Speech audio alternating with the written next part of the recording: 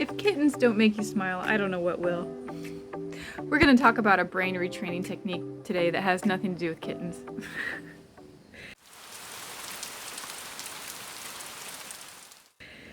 Hey, I'm Melissa with The Simple Life Wife, and I make videos on natural and healthy living, and in particular I've been making videos lately on brain retraining. Sorry, I'm trying to hold this with my hands and show a sweet little kitten at the same time. He's so cute. His name is Pretzel.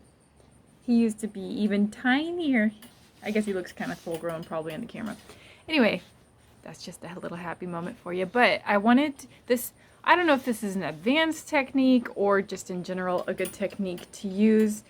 I think I probably heard from Bria Katrin the first time about this. I'm not sure exactly, but anyway, the idea is that you're not hearing the things that your heart needs to be filled up, and so how to combat that. And so it's usually someone close to you in your life, but maybe it's not. Maybe it's something, someone said something mean to you as you were walking or at the store, or they just didn't say what should have been said, or they acted in a way that was not nice, things like that.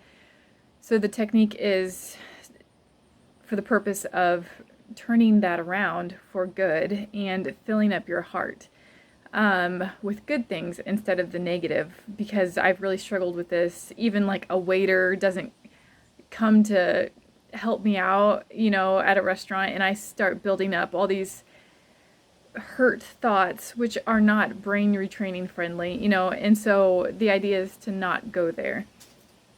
And how you don't go there is, well, a couple things.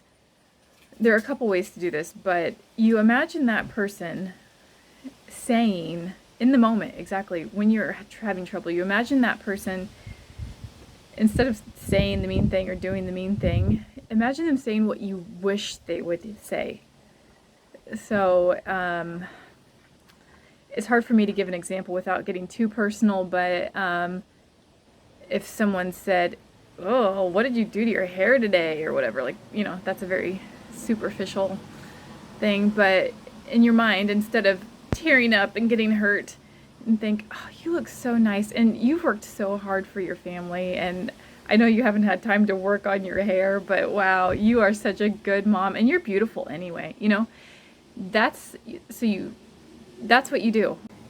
So I actually did this the other day with somebody close to me that in the moment was not acting in a good way towards me, and instead of immediately going to hurt and arguing, I realized it was a training moment, and in my heart I was saying, in my head I was saying the things that I wish they were saying to me.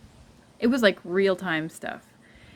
And I found myself I was literally tearing up in joy because it made me feel so good. And guess what? I didn't argue back like I normally would have, or say maybe something hurtful back that I normally would be tempted to. When you get hurt, you feel like hurting back is just unfortunately human nature. And so talk about renewing your mind. I mean, this brought me to a place where I could feel loved and whole. So I could view that person as a hurt person themselves that needed God's love in that moment, because they were acting in a mean way. And I could just see them more like God sees them, instead of from a hurt point of view that needs to, get back at them. So yeah, I did this the other day, and it's amazing how when you don't respond in kind to somebody, this is in the Bible, when you don't respond in kind, they often peter out on whatever they're doing towards you that's not right, like being mean or arguing or whatever it is. It usually peters out pretty quickly because it takes two to tango, So yeah, it's amazing how God will soften hearts when we are doing what we ought to do within our own thought life. If you can, do it in the moment. Sometimes when you're just so triggered, it's really hard, and all you can do is to not think negative thoughts, which is definitely a good thing.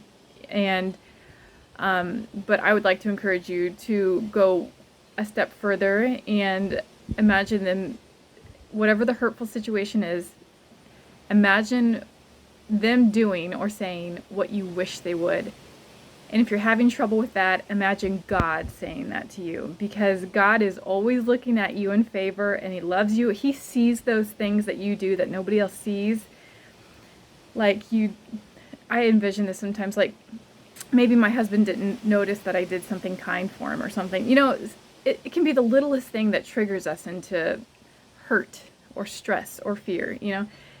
And so I think of what God would say to me, because he sees those little kindnesses that we do even, and he notices. And so just in your mind, think of what God would say to you. I'm so proud of you. How kind of you. You're acting like me. That's great.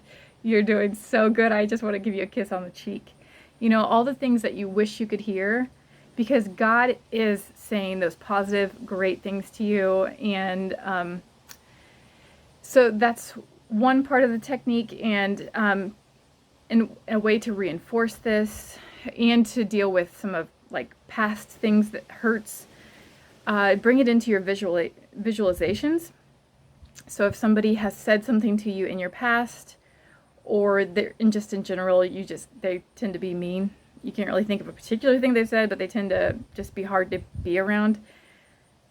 You can visualize when you're ready, unless it's too triggering, but just bring them in slightly to a visualization where they pop in and say something nice, and then they pop back out of the visualization. So you're totally reframing how your mind views that person, because God views them, I mean, in a totally different way than that mean way. You know, they are made in his image, and yeah. So anyway, try to view them like God views them. Basically, you always give them the benefit of the doubt. And in the retraining program, we're not allowed to think negative things about people, which is obviously God honoring too. So this helps our heart, but it also keeps us right with God and doing what he wants us to do towards people. So we're not judging people. We're not being hurt by people. We are turning those things around. Another way that this is really helpful is like if a parent or something like that did not say something or act in a way that you wish they would have growing up. Maybe they didn't say I love you enough, or maybe they put you down, whatever it is. It could be it doesn't have to be a parent, just anyone that you didn't get your cup filled like you feel like you still need. Go back and visualize those situations and bring the person in, or even just have God and say, have it be God that says those things to you as a father, as a brother, whatever, and fill up your cup with those positive things that God is saying towards you. And you don't have to be left empty and sad. Yeah, you can imagine those things, and it's not all just your imaginations either, because God is saying those kind things towards you. I guess another thing with it is that you always challenge. So if a thought comes in about wanting to judge someone or how they treated you or something, challenge that thought. So you stop and you're trying to replay how someone was mean to you. Challenge it and think, maybe they're having a hard day, you know, and I don't know what's going on in their heart, and Lord willing, the Lord's going to deal with them and help them out. And I need to work on my brain retraining. So challenge it, you know, because let God deal with them and you deal with your own heart. Okay, I hope that was helpful. I'll see you next time. Bye.